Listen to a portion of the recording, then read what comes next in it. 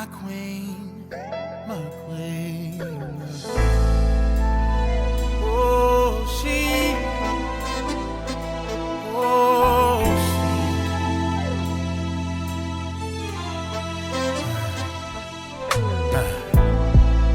Beautiful, wonderfully made. She's heaven's angel. So strong, even in struggle, yeah. When life comes like a storm from every angle, she rises above it all, the backbone of every home.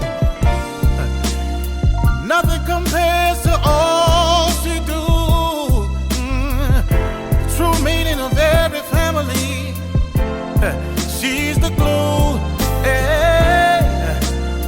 Where would we be without you? You brought us Martin, Malcolm, and Obama, yeah, and Jesus too. Oh, she's sophisticated, strong, simply amazing, humble, honest, and helpful, educated, ebony, eccentric, empowering. She's a queen, she's a queen. You better treat her like a queen. Oh, oh,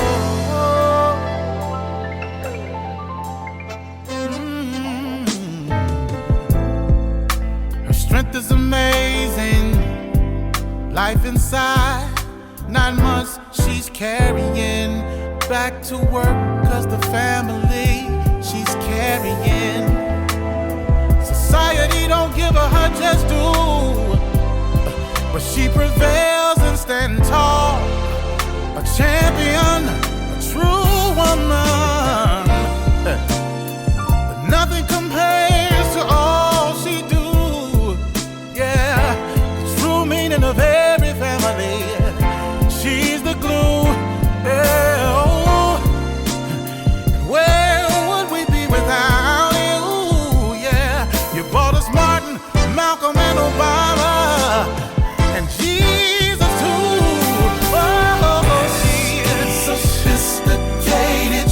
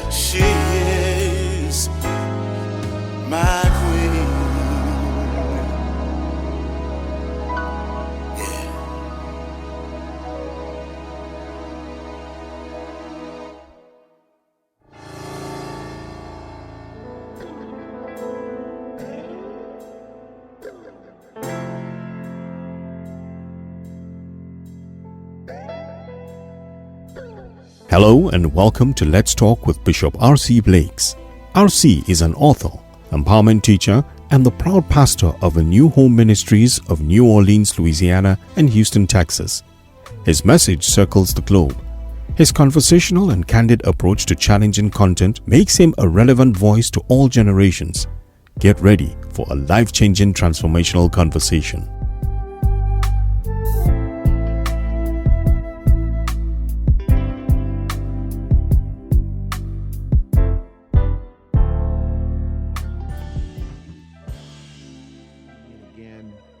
Joining us for another Let's Talk with R.C. Blakes. Tonight, I am in my brother's studio. If you didn't know it, my brother is really the world-renowned Samuel R. Blakes. If you don't follow him on YouTube, you should probably do that now. Follow my brother, Bishop Samuel R. Blakes, on YouTube. I'm in his studio tonight, and thank God I have a brother whose studio I can borrow, right? Invite some others to come in, invite them to come in and to be a part of this conversation tonight. I believe that this one is going to be earth-shattering, life-changing. I believe that this one is really going to help you a lot. I'm talking tonight about how to know when you're ready to attempt loving again, or when you're ready to try to formulate a romantic or loving relationship again. You know, so many of us ask that question. I get asked that question quite a lot. How can I know, RC, pastor, bishop, whatever you may call me? How can I know if I'm ready to love again? You know, sometimes we feel almost like it's our duty to be in some kind of romantic relationship, and that's largely due to the fact that we've been conditioned to believe that if we're not in a relationship, something is wrong, and we've been made to believe that our purpose for living is to be in a relationship. And so when we're not in a relationship, we feel weird, and quite a lot of the time we try to force something that probably should not be forced. Everybody is not in an emotional, psychological, spiritual, or even physical position to even think about trying to do a relationship again. If you've just come out of a traumatic, horrific, abusive, heartbreaking, soul-wrenching experience of a relationship, you're not ready to be out here trying to force something that you're clearly not ready for. But so many of us are made to believe that it speaks poorly of us. We feel like it's a reflection on us if we are not in a relationship. And that's most unfortunate, because what it does is it puts us in a position where we are compounding our own trauma and our own pain by moving out of one bad experience, trying to create another experience to remedy the pain from the previous experience, when the reality is there are some things that must be accomplished within you that must happen before you're even a good candidate for, another relationship. So I want to talk today about how to know especially when a woman is ready to make another attempt at loving again. When your heart has been broken, your life has been devastated. What are some of the signs that you may look for that might say, okay, I can try this again? Well, let's look at Matthew 22, something I want to just kind of pull from here before we move into the meat of our conversation for tonight. Matthew 22, verses 37 through 39, there's a powerful principle here. There are powerful principles here that I talk about all the time, especially when it comes down to loving relationships. I believe that Jesus gave us the proper order. In Matthew 22, verses 37 through 39, it says, Jesus said unto him, Thou shalt love the Lord thy God with all thy heart, with all thy soul, and with all thy mind. Verse 38 says, This is the first and great commandment, that you what? Love God with everything, heart, soul, mind. Verse 39 says, And the second is like unto it, Thou shalt love thy neighbor as thyself. Here's the thing I want us to lift from these verses. Jesus lays out a particular order for loving. Love the Lord with all your heart. And then it basically says to us, let God teach you how to love yourself. And then the second commandment is love your neighbor as you love yourself. Here's the point. There are times and seasons in our lives that we are not in the optimal position. We're not in a healthy enough position to love others or to engage in, and I'm speaking romantically now, to engage in a romantic relationship. There are seasons in your life that you just don't have the bandwidth to love someone else. And though your friends are saying, at least not love someone in a romantic sense, though your friends in your community might be saying, oh, well, you got to get out there and what's wrong with you? And you're this age and you should be, involved in this and you should be involved in that. Though your friends are saying that, the reality is many of us have some subsurface work we need to do before we try to construct a romantic house or structure. When I say subsurface work, I mean our loving relationship with God is not proper. And as a consequence, we don't have the proper love for ourselves. You really can't develop. Now, some would disagree with this, especially if they don't subscribe to salvation, God, those kinds of things. But in my opinion, you cannot really have an adequate self-love until you have the proper God love. And it's out of your love for God that God then teaches you to love yourself. And now you are sufficiently equipped to love someone else. But if your love for God is not in order and God has not given you a proper love for yourself, you, my friend, you, my sister, are not ready to attempt loving again. That's the reason the previous situation or situations went so bad. It's because you were putting people ahead of God and yourself. And so I think when we look at Matthew 22, 37 through 39, it just really emphasizes the fact that there are things, subsurface work that needs to happen before we try to create this, love affair. I may not be as fluent and as articulate as I'd like to be, but I hope you understand what I'm saying. You see, when you have the proper love for God, and then God gives you the proper love for yourself, what happens is when you have self-love, you actualize. You self-actualize, which means what? You begin to manifest the full expression of who you are and why the Creator created you. And as you self-actualize, what happens is you are then attracted to certain kinds of people, you attract certain kinds of people, and you are attracted to certain kinds of people.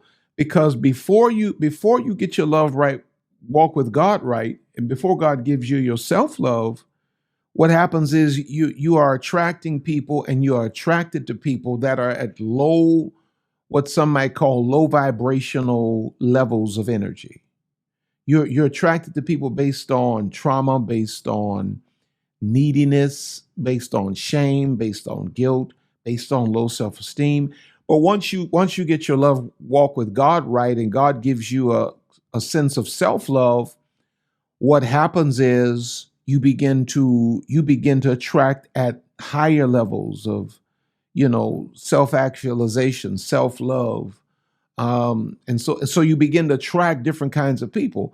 And the people that you are attracted to when you are not actualized or self-actualized, you won't even be attracted to those people. So there are some seasons in your life that you just don't need to even attempt to develop any kind of romantic relationship with others, because you are evolving, right? And there's no sense in trying to attach to people or allow people to attach to you, or to develop any kind of serious connection with people when you know that you are evolving, because who you are today is not who you're going to be 12 months from now. It's not who you're going to be 36 months from now, 5 years from now, 10 years from now. So you gotta at least finish your evolution to a point that you know who you are, you know where you're going. So you now know who fits with you, who's equally yoked with you, who you're comfortable with. Watch this, not only what you're attracted to, but what you need. Because as you self-actualize and develop, you will soon discover there's a vast difference between the people you are attracted to versus the people you need. As you grow and as you evolve, you begin to look at some of your attractions, and then you measure them next to what you consciously now you need, and you're like, okay, wait a minute. There's a broken part of me that's attracted to that, but the healed version of me realizes that's not what I need.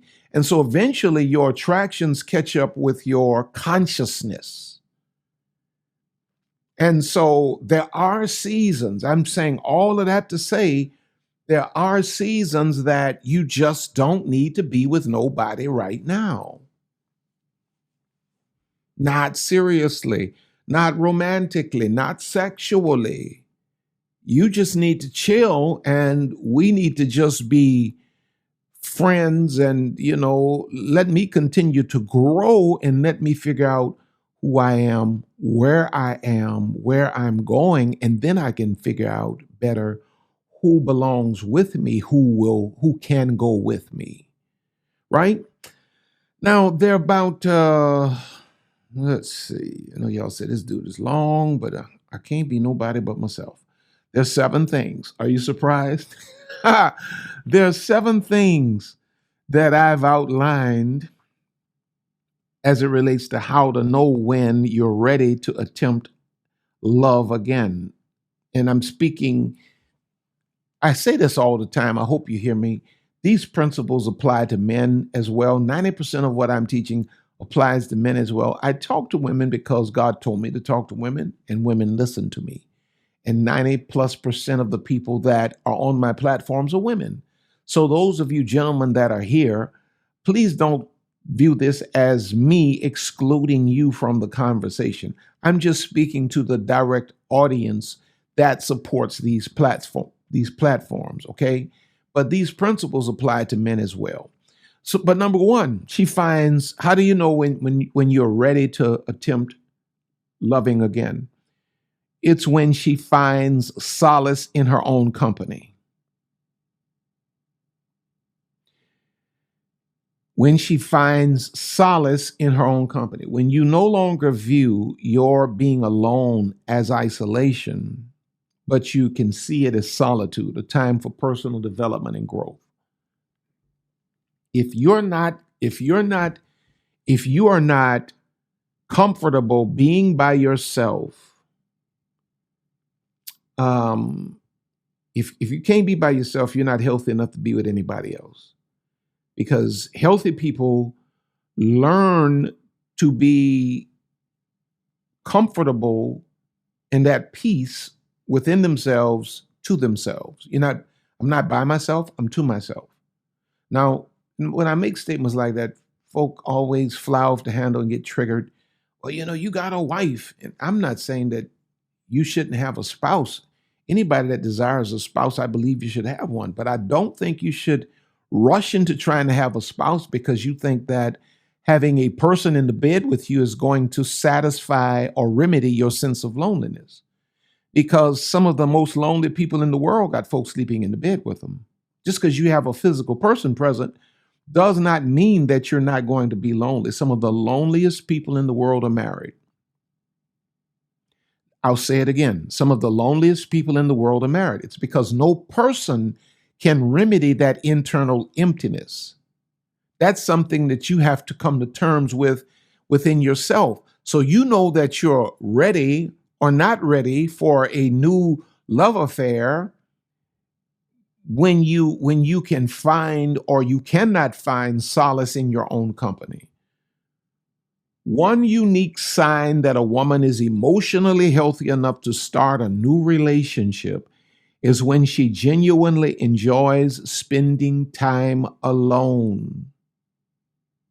It's when she has learned to embrace solitude and use it as an opportunity for self-reflection, personal growth, and self-care instead of feeling lonely or seeking distractions. She appreciates the freedom and serenity that come with being by herself. If you're not there yet, if you're just desperate for a physical body to be present to give you some sense of comfort, some temporary, fleeting sense of comfort, because it's not going to last, you're not ready. But when you can wake up and you can say, oh man, what am I doing today? And your life is really already planned out and you enjoy your company and you wake up and you say, well, I really would enjoy having someone else in my life. But in the meantime, I'm going to do me. I'm going to live my best life as an individual, as a healthy, whole individual. Right? If you're not there, you're not ready for no. You're not ready for no. Chill out, calm down, do some more inner work, do some more subsurface work, because you're not ready. I love what Psalm number 46 and verse 10 in the New International Version, it reads like this: be still and know that I am God. Be still and know that I am God. Be still. Relax yourself. In other words, be able to rest in a state of solitude and know that I am God. In other words, watch me do my best work in your life as you are empowered to sit still. As you get to a place where you don't feel the need to rush into situationships and to invite chaotic people into your life, just learn to be still. I like what John Gottman says. He says, learning to be alone and finding contentment within yourself is a crucial step towards emotional healing and readiness for a new relationship. I love that because it's so true. If you cannot sit still, if you cannot sit in solitude, you are not emotionally healthy enough for a new relationship. You still have personal work to do. As uncomfortable as that may seem, as much as your broken consciousness may be trying to push you into something, something new and something different, sit down. Sit down and relax yourself. You're not healthy enough. And if you continue to engage in these situationships, you're just going to do greater damage to yourself emotionally.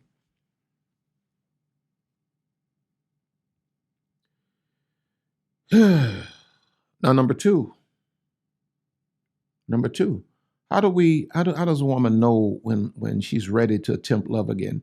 She finds solace in her own company. Number two, she has redefined her relationship with pain.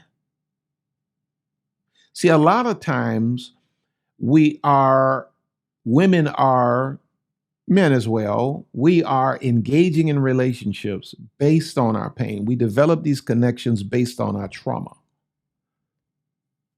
It's our trauma that is attracted to and attracting people into our lives. That's why we perpetuate toxic relationships. Relationships should not be toxic. They should be tonic, should be healing, not poisoning. A woman who is emotionally healthy after a broken relationship has transformed her perspective on pain. Rather than avoiding or suppressing it, she has developed a compassionate and accepting relationship with her own emotional wounds. She understands that pain is a natural part of life and growth. And she is no longer defined or controlled by past hurts. You see, whatever defines you may confine you. So if you're defined by your past hurt, you will be confined by your past hurt. But when you develop a healthy perspective on your pain, you're no longer controlled by past hurts. Instead, she uses her pain as a catalyst for personal transformation and resilience. So if you've not done the work to redefine your pain, if you're still defining yourself, and if you find yourself confined by your past hurt and your past pain, you ain't ready yet. Because all you're going to do is you're going to take that pain and you're going to transfer that trauma to somebody else that does not deserve it. You will make a good man pay for what a bad man or bad men did.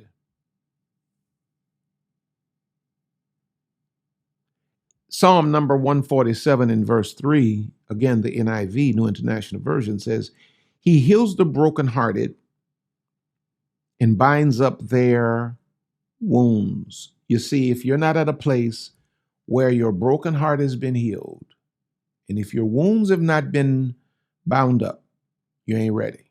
If you've not healed, if you're still defining yourself by your pain, what you went through, if you're still looking at the world and you're still triggered by, if you're still triggered by men because of what happened in your past,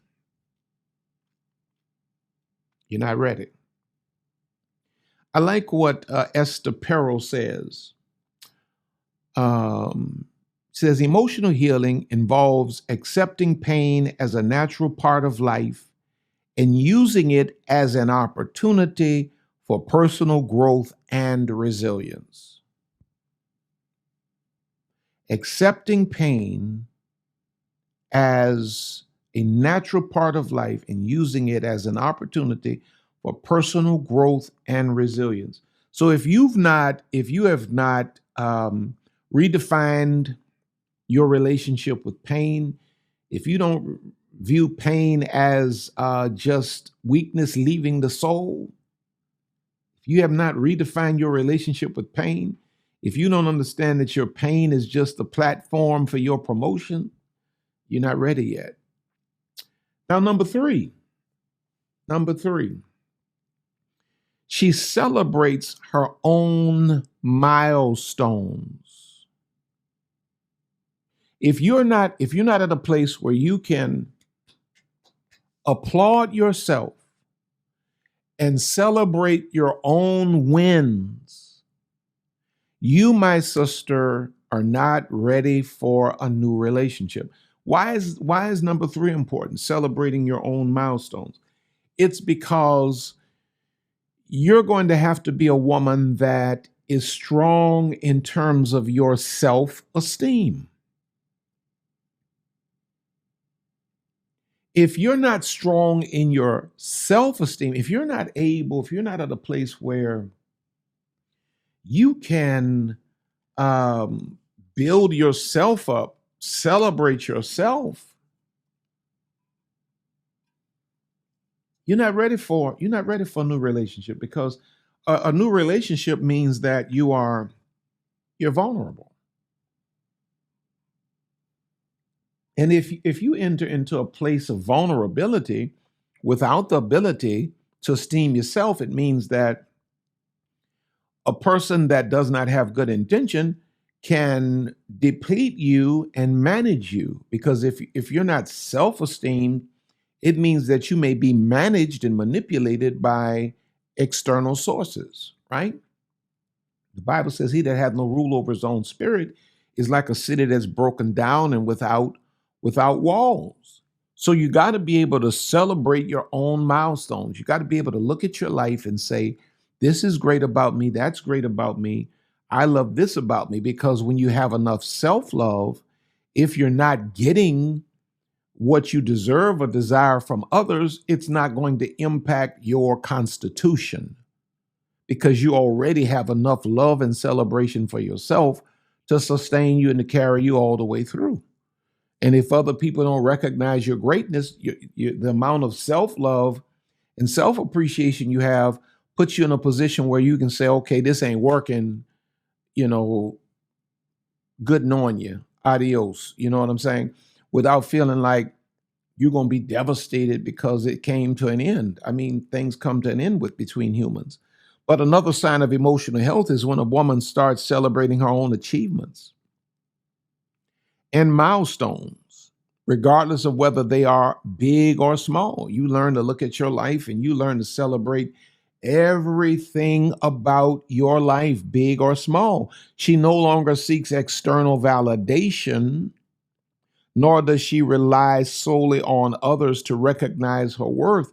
Instead, she takes pride in her own accomplishments, acknowledges her progress, and finds joy in her individual journey. I love what Brene Brown says. She says, healthy self-esteem and self-worth are essential for celebrating personal achievements and recognizing one's own value. This woman does not enter into a relationship from a place of the relationship is going to give me value. This woman enters into a relationship from a place of I'm bringing my value to this relationship. And if you do not recognize my value, I will take my value up and bring my value on down. I'll take my ball and leave, right? But a woman can only have that perspective on a relationship when she is able to look at her life and to celebrate. See, if you struggle to celebrate your progress, your accomplishments, your wins, you're not personally healthy. You're not personally healthy. And you are not ready to engage it's too risky for you to engage in a relationship. If you're not able to look at your life, if all I can hear in my conversation with you is what's wrong with you, what's not right about you, you don't like your hips, you don't like your accent, you don't like your family, you think this is, and you never have anything good to say about you, but yet you're talking about, I want a man. But you ain't ready for no man.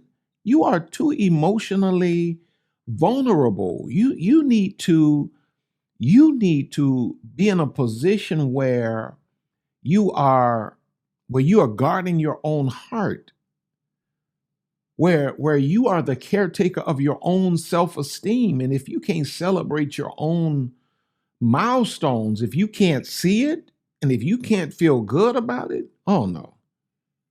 You don't need no relationship. You need prayer for certain. You more than likely need a good therapist, a counselor. You need some time to heal. Now, let's see. Number 4.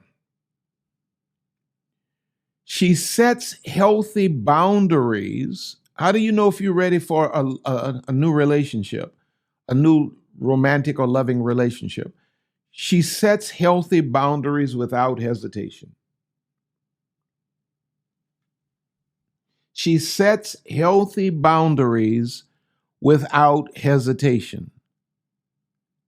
When you are healthy enough for a relationship, you establish your boundaries very quickly and you enforce your boundaries immediately. Because you have enough self-love. Now, let me show you what I mean by that. There are things when you are a woman of broken consciousness, there are things that you allow people to do to you because of your broken consciousness and because of your lack of boundaries, that if they dare try to do that to one of your children or to your mother or to your father or one of your siblings, you would immediately shut it down. If people tried to do to your mother what you've allowed them to do to you, you would immediately shut it down. You know what the difference is? You love your mother clearly, but your self-love is in question. And wherever there is love, there are boundaries. Like I can take, you can say what you can say what you want about me. People can talk about me all the time, but don't talk about my wife. Mm-mm. Mm-mm. My children are off limits. Don't talk about my children. You can say whatever you want about me, as long as I know it's a lie. Don't talk about my children. Don't talk about my mama. Don't talk about my family. Leave. You know why? Because love creates boundaries. And whatever you love, you put boundaries around. And a boundary says, I'm not going further than this, and you can't come any closer than that.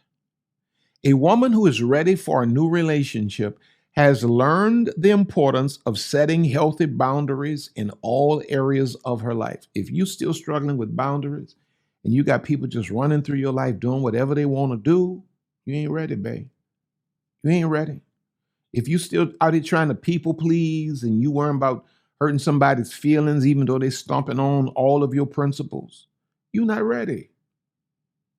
You're not ready. A woman who's ready for a new relationship has learned the importance of setting healthy boundaries in all areas of her life. She understands her own needs, values, and limits, and she is unapologetic about enforcing them. She communicates her boundaries clearly and assertively, without fear of rejection or abandonment. This demonstrates her self-respect, self-worth, and readiness for a healthy and balanced partnership. Proverbs 4:23, again, the NIV says, above all else, guard your heart, for everything you do flows from it. If you don't have boundaries, if you're not guarding your own heart, you're not ready to open your heart to anybody else, because you have to establish and enforce your boundaries.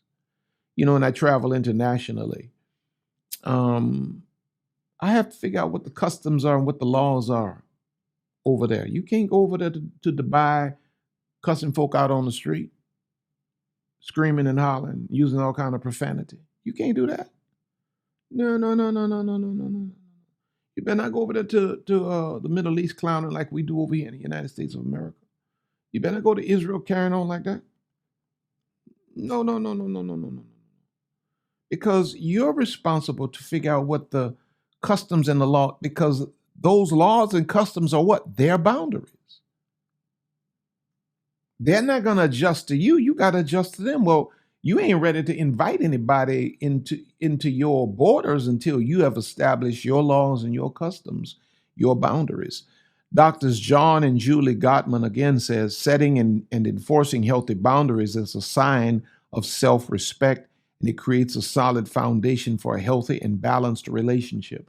It's the boundaries that make Lisa and I work so well. I know how far to go. She knows how far to go.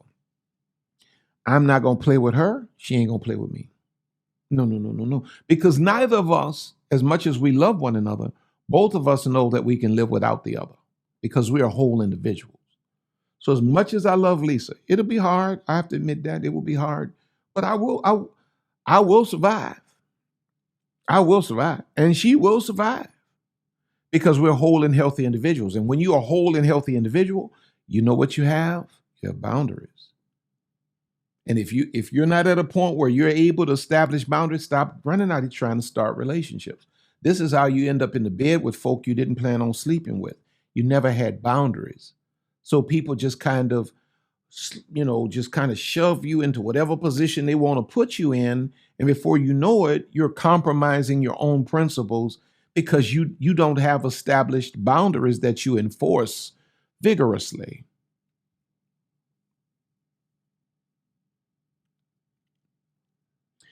Now, number 5, only have 7. Let me hurry. My time is running out. She embraces vulnerability with courage. When a woman is ready to engage in a new relationship, she embraces vulnerability with courage.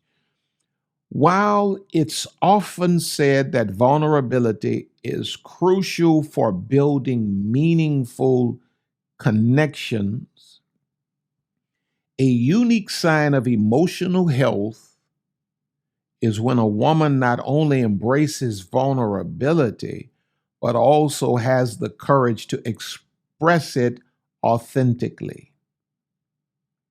She is open to sharing her emotions, fears, and insecurities without allowing them to define her or dictate her actions. Her vulnerability stems from a place of strength and self-assurance rather than desperation or neediness. What does that look like? That's a woman that can sit with a man and say, okay, this 4/5 date, dude's intentions seem to be on point. Okay, let's go a little deeper. This is a lady that can sit and say, okay, this is what I've gone through. This is where I've been. This has been my journey. And look this man straight in the eye and feel no ways about it. She doesn't feel diminished by it. She doesn't feel shrunken by it. She doesn't feel devalued by it. She is courageously vulnerable.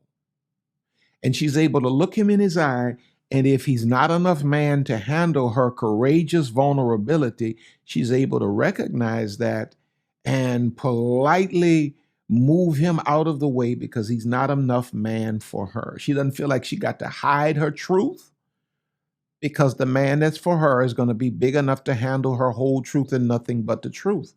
But she's courageously vulnerable. And if you ain't there yet, if you're not there yet, this is not something you need to just go out and try to act, because you can traumatize yourself by, expressing yourself or making yourself vulnerable before you're ready for it. See, when you are really emotionally healed, you're ready for whatever the response is, be it positive or negative, because you're built up from within. Don't go out there trying to prove nothing, because if you get the wrong, if you're not there yet and you get the wrong response from a person, it can set you back. But when you're at a place where, okay, here's where I was cut. It happened however long ago. Here's the scar. You can hit it, you can touch it, you can squeeze it. Though the scar is there, the event happened, the memory is there, the wisdom was gleaned from it. It doesn't hurt me anymore. I'm courageously vulnerable. That's what I hope that's a good illustration. 2 Corinthians 12:9, the A part of the verse says, "But he said to me, my grace is sufficient for you. For my power is made perfect in weakness." You're not, when you're really ready, you're not running from your weaknesses or your vulnerabilities. You embrace them because it's through your vulnerabilities that the power of God is made evident to the world, right? Dr. Sue Johnson says vulnerability is the birthplace of intimacy. It takes courage to be vulnerable and allow true connection to flourish. And anybody that can't handle your vulnerability is not capable of being intimate. None. You got to make certain that you're not defining intimate as sex. Intimacy and sex are two different things. Intimacy, Bishop T.D. Jakes says intimacy kind of, if you listen to the way the word sounds out, intimacy. You see, if a person is uncomfortable with looking into the naked truth of you, they lack the capacity to be intimate. If a person is incapable of allowing you to look into them, the naked truth of them, they lack the capacity for intimacy with you. But vulnerability is the birthplace of intimacy. And so if you're not at a place where you're courageously vulnerable, you can't do that yet. You just still have to heal. You'll get there, but don't try to force this, as I said earlier. Now, number 6, this woman finds joy in uplifting others. You know that you're ready for a new relationship when you find joy in uplifting others. An emotionally healthy woman who is ready for a new relationship derives genuine joy from uplifting and supporting others. She has healed from her past wounds and is no longer consumed by self-pity or bitterness. Instead, she actively seeks opportunities to be there for her loved ones, lending a listening ear, offering guidance, and showing empathy. Her capacity for compassion and kindness reflects her emotional well-being and readiness to invest in a new relationship. Now, let me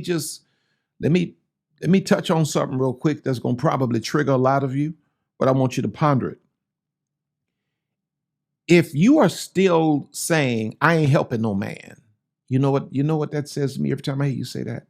That says to me, you have not healed from the man or the men in your past that you feel like used you for your resources, for your knowledge or whatever, and did not follow through on what they impressed you they were going to be in your life.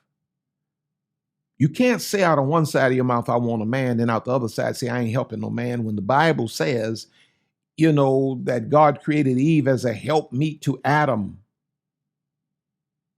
If you're not at a place where you can find joy in uplifting and supporting others, especially your man, you ain't ready for no relationship. Galatians 6:2 says, "Carry each other's burdens, and in this way you will fulfill the law of Christ." Bear one another's burdens is what the King James says. If you're not in a mindset to help and to uplift and to empower, and you're fearful that a man is just going to use you for your resources, you ain't ready for no relationship. You have not healed. You are still triggered.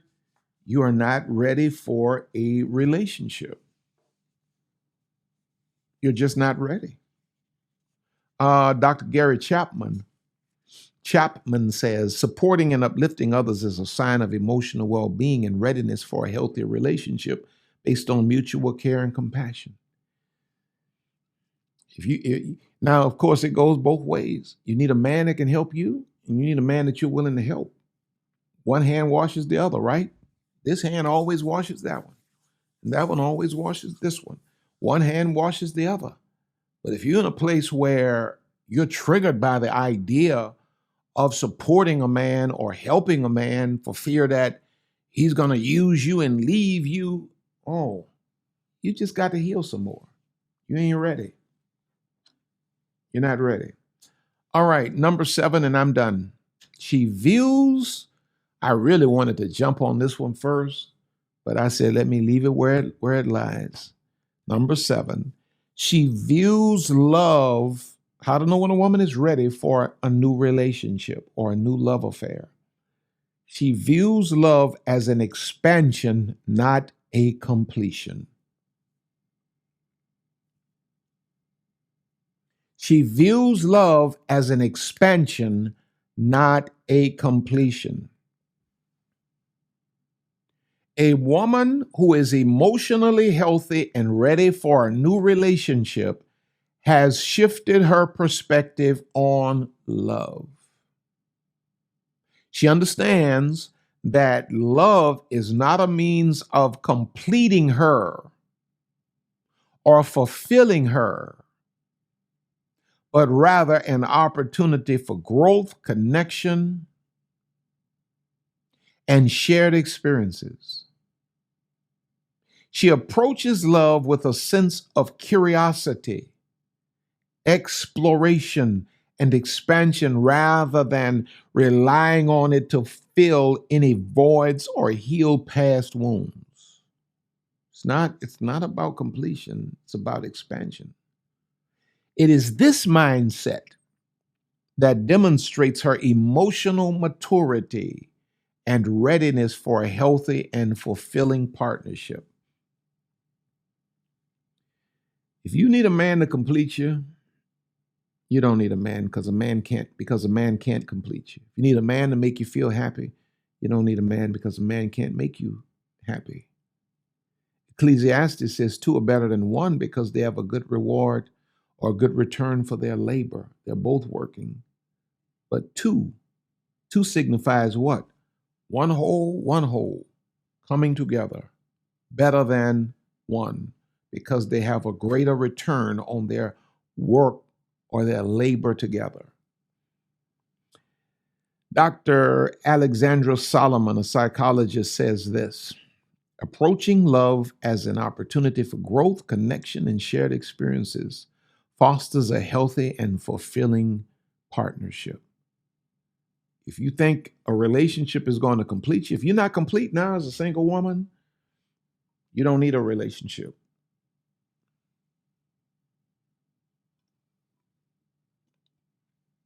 No. You need some more time to yourself. You need to heal. You need to grow. You need to evolve. You need to strengthen and develop. And so there you have it.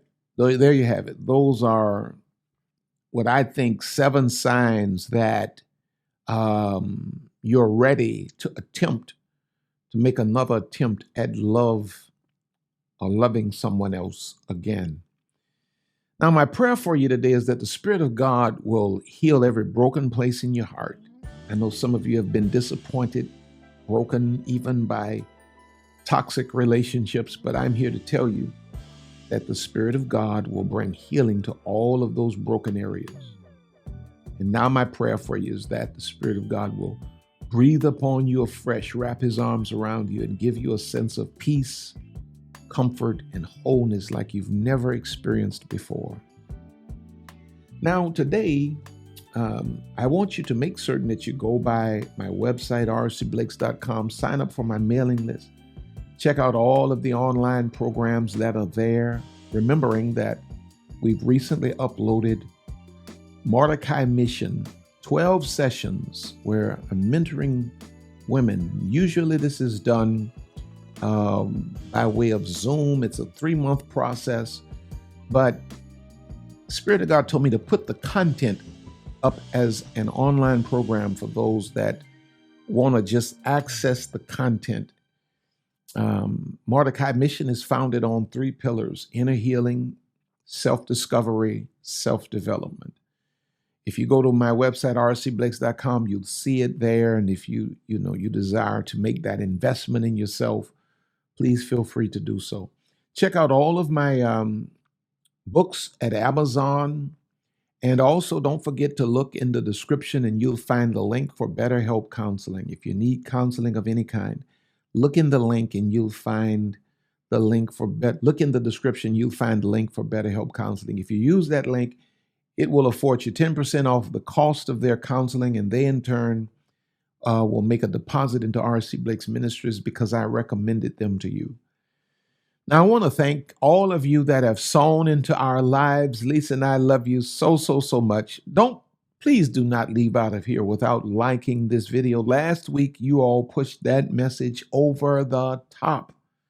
Oh, we haven't had it like that in I don't know how long.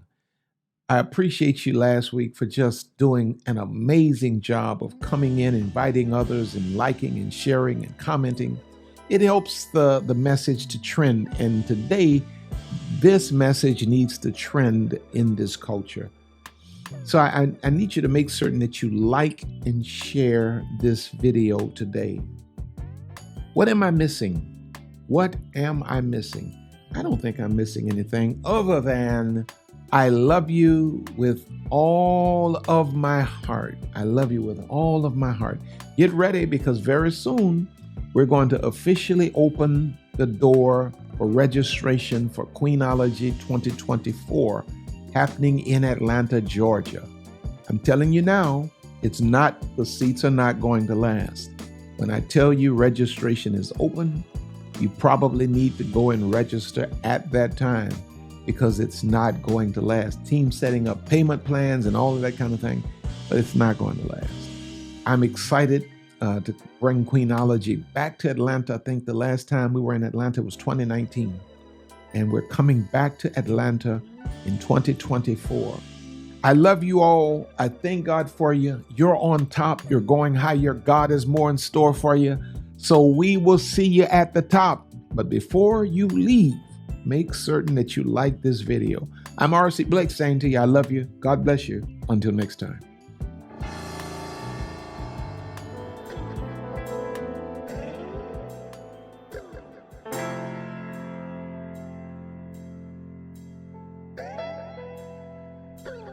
We here at RC Blakes Ministries want to thank you for spending this time with us today. RC and Lisa are always honored to have you with us. Don't forget to reach out to us by visiting our website at www.rcblakes.com. While you're there, you may join our mailing list and receive a free download of The Laws of Manifesting Your Vision by RC Blakes. Also look at all of the online programs by RC. You may find all books written by RC and Lisa. Once again, all of us here at RC Blakes Ministries want to thank you from the bottom of our hearts. And as we always say, see you at the top.